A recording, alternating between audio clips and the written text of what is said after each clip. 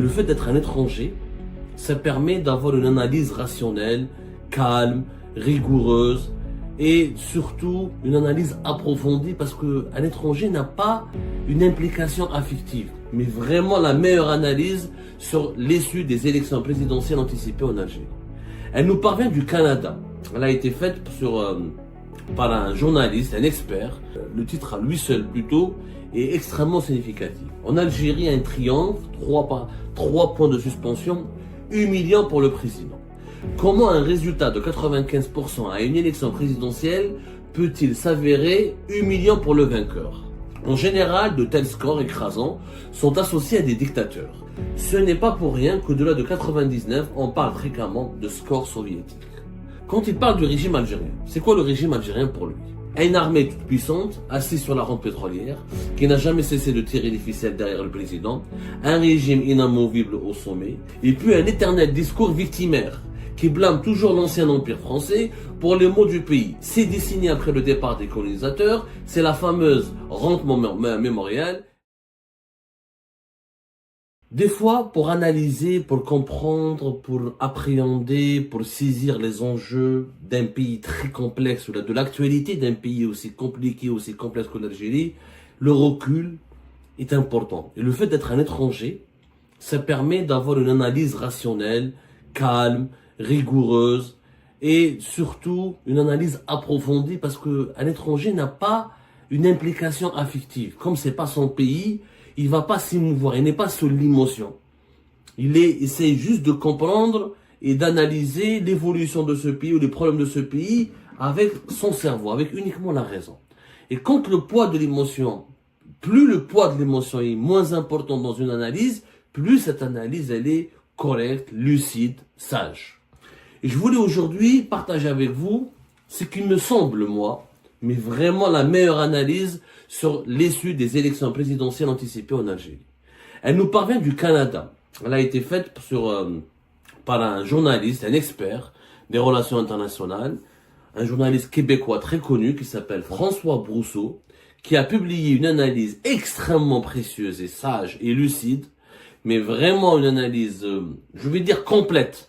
Il a tout résumé ce qui s'est passé pendant cette élection présidentielle anticipée dans son analyse qu'il a publiée sur le site internet de IC Radio-Canada, qui est la radio publique francophone du Québec. Qu'est-ce qu'il a dit dans son analyse à propos de l'Algérie? Le titre à lui-même, déjà, le titre à lui seul plutôt, est extrêmement significatif. En Algérie, un triomphe, 3 points de suspension, humiliant pour le président. Regardez comment son analyse commence. Comment un résultat de 95% à une élection présidentielle peut-il s'avérer humiliant pour le vainqueur? C'est moins incroyable. C'est vrai que normalement, 95% de résultats, quand on gagne dans une élection présidentielle à 95%, normalement c'est grandiose. Normalement c'est honorable. Normalement c'est prestigieux. Ça ne peut pas être humiliant. Sauf qu'en Algérie, ça a été humiliant. Il dit la réponse en Algérie. Je répète, son chapeau, le chapeau de cette analyse est déjà extrêmement bien écrit. Comment un résultat de 95% à une élection présidentielle peut-il s'avérer humiliant pour le vainqueur? La réponse en Algérie. Le président algérien Abdelmadjid Tebboune a été réélu samedi 7 septembre pour un second mandat avec officiellement 94,6% des suffrages exprimés. Mais selon beaucoup d'observateurs, il en sort gravement affaibli. Pourquoi et comment cela? En général, de tels scores écrasants sont associés à des dictateurs. Il y a des régimes bien assis sur leur pouvoir incontesté. L'opération électorale n'a alors rien à voir avec le libre choix des dirigeants pour les citoyens. Par les citoyens. Et beaucoup avec une démonstration de force et de muscle par un pouvoir autoritaire qui en impose et intimide ainsi les rares et récalcitrants. Ce n'est pas pour rien qu'au-delà de 99, on parle fréquemment de scores soviétiques. Et il fait de l'analyse, il explique pourquoi un score de 90%, c'est les dictatures, c'est les pays pas fragiles.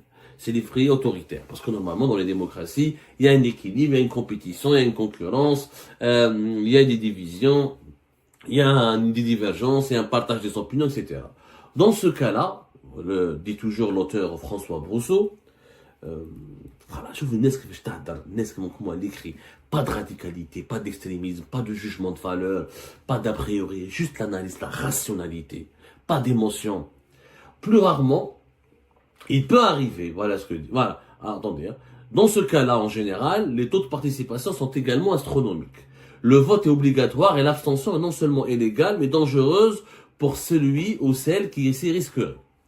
C'était le cas, par exemple, en Union soviétique, comme il le dit. Plus rarement, il peut arriver en régime démocratique, que des chefs ou des partis immensément populaires ou portés par une conjoncture rarissime écrasent leur adversaire avec des scores exceptionnels. Par exemple, le cas en France, Jacques Chirac en 2002, il a fait 82% au second tour contre Jean-Marie Le Pen, à l'extrême droite. En Afrique du Sud, par exemple, le Congrès national africain, le parti de l'ANC, le parti de Nelson Mandela, a atteint les 70% aux élections de 2004. Plus localement, au Canada, par exemple au Québec, un certain politicien local qui s'appelle la non-politique locale, Jean Drapeau, avait remporté la mairie de Montréal en 1970 avec 92%.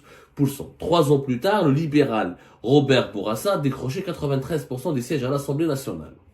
Donc, il donne des exemples qu'il est possible, dans les démocraties aussi, d'avoir des scores élevés, mais des conjonctures exceptionnelles. Maintenant, il parle de l'Algérie. Et c'est là où l'analyse théorique devient intéressante. Quand il parle du régime algérien, c'est quoi le régime algérien pour lui? Voilà, un résumé concret. On n'a pas besoin d'un discours de 90 000 mots, de beaucoup de métaphores, de beaucoup d'exemples, etc. Des mots très clairs. Une armée toute puissante, assise sur la rampe pétrolière, qui n'a jamais cessé de tirer les ficelles derrière le président, un régime inamovible au sommet, même lorsqu'il entrave le processus électoral, il se met à tolérer une opposition, et même un parlement en apparence éclaté, une bureaucratie tentaculaire et peu efficace, sauf pour canaliser les revenus du pétrole. Voilà ce que c'est que le régime algérien pour François Brousseau, pour cet analyste écrivain canadien. Très clair. Une armée toute puissante, assise sur la rampe pétrolière, qui n'a jamais cessé de tirer les ficelles derrière le président. Un régime inamovible au sommet. Même lorsqu'il entrave le processus électoral, il se met à tolérer une opposition. Et même un parlement en apparence éclaté, une bureaucratie tentaculaire, peu efficace, sauf pour canaliser les revenus du pétrole.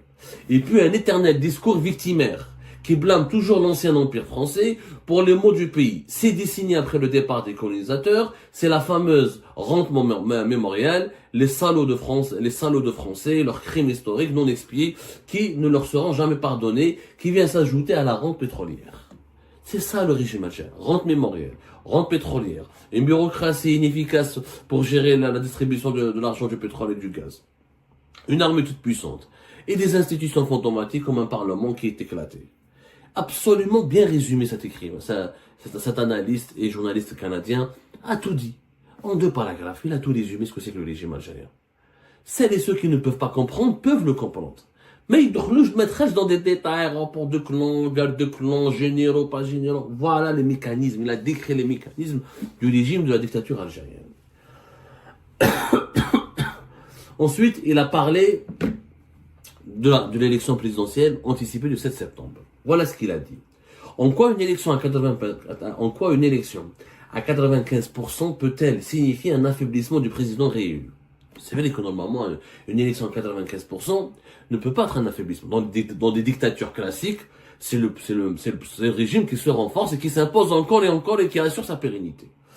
Une partie de la réponse se situe du côté de la participation, ou plutôt du côté de l'abstention. Il dit toujours l'auteur canadien de cette analyse. Celle-ci a été massive, car la majorité des Algériens ne croient plus aux élections et au maquillage démocratique du régime. Et comme l'Algérie de 2024 n'est pas l'URSS, on ne menace pas directement ceux qui s'abstiennent. Ce déficit de crédibilité démocratique est tel que le président Tebboune, 78 ans, placé là par les militaires et officiellement ratifié par une réélection à 58% en décembre 2019, sort affaibli de l'exercice de sa réélection, malgré son score apparemment augmenté. Pourquoi? Parce qu'une opération destinée à renforcer la légitimité du régime, avec des élections où l'on prétend compter véritablement les votes de façon fiable, aboutit à une situation un peu ridicule, avec ce score écrasant où 2 autres candidats ont fait de la pure figuration. Mais aussi de façon concomitante et contradictoire, ce 95% de 2024 est assis sur une participation totalement anémique. Et c'est là que le bas blesse terriblement. Pour un président qui, après sa première élection avec 40% de participation en 2019, avait promis de s'attaquer au fléau de l'abstention. Même si tout le processus est étroitement contrôlé et qu'une hypothétique défaite du régime reste impossible, euh, un élément comme l'abstention massive ne peut être empêché ou camouflé. C'est très bien analysé. Il a tout dit, encore une fois. L'abstention a été tellement puissante et forte que le régime, dans sa stratégie, dans sa feuille de route, de vouloir asseoir sa légitimité, a totalement échoué. Et la preuve qu'il a échoué, c'est qu'il a paniqué. La preuve, dit-il, la tentative le lendemain du scrutin de faire circuler le chiffre, pourtant déjà modeste, mais supérieur à celui de 2019, de 48% de participation a été immédiatement éventé. Des calculs ultérieurs fondés sur des procès-verbaux locaux ont montré qu'on se rapprocherait davantage du 23%. Et donc de 77% d'abstention. Humiliant pour un régime qui cherche à se refaire par une légitimité par les urnes. Et c'est ça la légitimité. C'est ça ce que cherchait le régime algérien. À se refaire une légitimité par les urnes. Au début, la légitimité du régime algérien, c'était la rente historique, la rente mémoriale, la guerre de libération nationale. Ensuite, 88, octobre 88, etc., l'islamisme, la légitimité du régime algérien, c'était de sauver le pays contre le terrorisme islamiste, contre l'islamisme radical, etc., qui voulait faire de l'Algérie un pays obscurantiste. Ensuite, avec Bouteflika, sa légitimité, c'était que de ramener la paix au pays, de mettre fin à la guerre civile et de relancer la construction du pays, de relancer l'économie, etc. Même après le Hirak, etc., la quatrième phase de légitimité du pouvoir algérien, c'est, soi-disant, je reviens par les urnes. On ne fait pas confiance au Hirak, on arrête les manifestations, allez-y voter, et on essaie de verrouiller le champ politique, on essaie de vous obliger à choisir entre les dirigeants que le régime choisit lui-même. Eh ben, le peuple a divorcé, ne veut pas de cette solution pour assurer une légitimité. C'est quand même, pour qu'un président, comme le dit François Brousseau, pour qu'un président réélu avec 95% dans un régime autoritaire signe avec des opposants une déclaration qui dénonce le processus électoral, il doit y avoir quelque chose qui cloche. De leur côté, les deux opposants tolérés à la présidentielle, ils sont allés de dénonciations plus détaillées. Donc il a expliqué ce que veulent les opposants algériens, etc. Alors, il termine son analyse par rappeler le poids du Hirak. Là, l'impact du Hirak. Et cette conclusion, elle est vraiment très intéressante. Encore une fois, je vous conseille de lire cette analyse. Parce qu'il s'agit vraiment d'un triomphe humiliant, d'un échec total du régime algérien de se refaire une légitimité par les urnes. Tebboune au pouvoir, vraisemblablement téléguidé par l'armée, a fait taire toute une forme de dissidence. Début septembre, à la veille de la présidentielle, Amnesty International a accusé le gouvernement algérien d'étouffer l'espace civique par une répression sévère des droits humains, sans aucune tolérance pour les opinions dissidentes. Des dizaines de militants liés au Hirak sont aujourd'hui emprisonnés en Algérie, où la liberté d'expression est sévèrement restreinte. Des journaux longtemps tolérés ont été étouffés, voire fermés. Et aujourd'hui, avec ce résultat surréaliste que lui-même conteste, il est fort possible que le personnage Tebboune, qui n'a pas livré la commande passée par les militaires, soit lui-même affaibli. Mais l'ossature militaire de ce régime reste fermement en place. Tebboune affaibli, l'ossature militaire du régime ne sera pas affaiblie pour longtemps. Une analyse calme, rigoureuse, claire, nette, précise. Pas d'envolée lyrique, pas de fake news, pas de recours, pas besoin d'informations, pas besoin de dire généraux, pas besoin de faire du buzz, juste analyser les faits, rien que les faits, les contextualiser, les comparer à d'autres pays, les rappeler les processus démocratiques, comment ça doit fonctionner, revenir dans le passé pour comprendre le présent, et François Brousseau a tout expliqué. Pourquoi cette élection? Un triomphe humiliant. Et ben voilà, je vous remercie tous pour avoir vu la vidéo jusqu'à la fin, comme d'habitude. Et comme on vient de le voir, ben, cette fois c'est le Canada c'est un journaliste canadien qui nous ramène l'histoire de l'Algérie, hein. C'est une analyse, comme le dit Abdou, qui est complètement pertinente, oui. Mais moi, ce qui m'interpelle en fait, c'est que même au Canada, à plus de 5000, quoi, 6000 kilomètres de l'Algérie, on connaît parfaitement ce que c'est le régime algérien.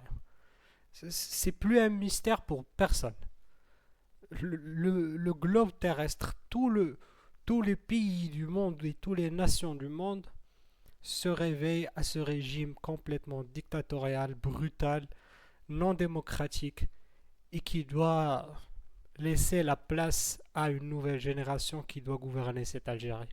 Parce que si les choses continuent comme ça avec un système militaire qui gouverne et qui choisit les candidats dans les élections et qui choisit qui va être la façade alors que lui il détient les vrais pouvoirs et ils n'ont fait rien en fait. Ils ne développent pas le pays, ils ne développent ni économie, ni prospérité pour le peuple. Et ça risque de finir en explosion, hein. Une explosion populaire, hein. On n'aimerait pas avoir de guerre civile à côté de nous, mais on espère bien que ce soit une transition plutôt de façon pacifique, si cela est même possible ou envisageable. Bon, je vous remercie tous encore une fois. Laissez-nous vos commentaires, discutez entre vous comme vous voulez. Et je vous remercie encore une fois et à la prochaine. Au revoir.